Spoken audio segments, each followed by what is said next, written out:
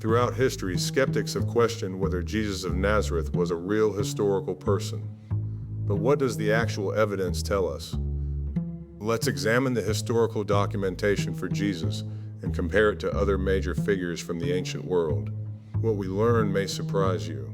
Before we dive into the evidence, we need to understand how historians and scholars verify that ancient figures actually existed.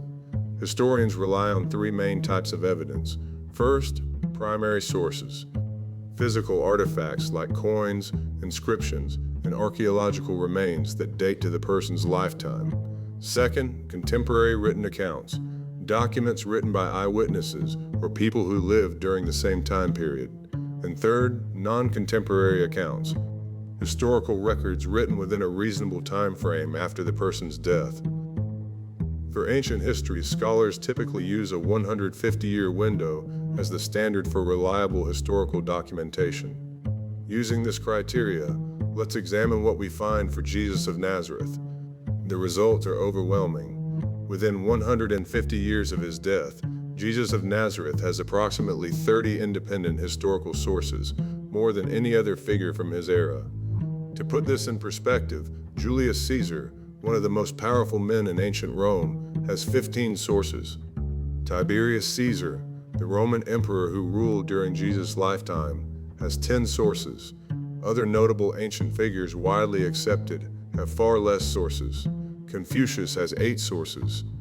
Alexander the Great, despite conquering much of the known world, has just 5 sources, and none of them are contemporary. The Buddha has 4 sources, and the philosopher Socrates has only 3.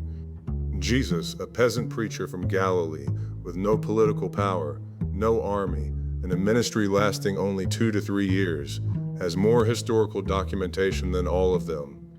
When we start to compare Jesus to other major religious founders, the pattern becomes even clearer.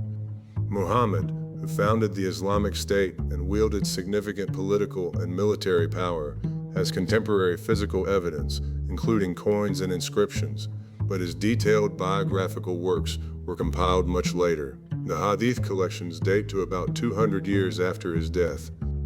The Buddha, despite teaching for approximately 45 years, has no surviving contemporary sources. The earliest evidence comes from Emperor Ashoka's edicts, written 150 years after Buddha's death, and the Pali Canon wasn't compiled until centuries later.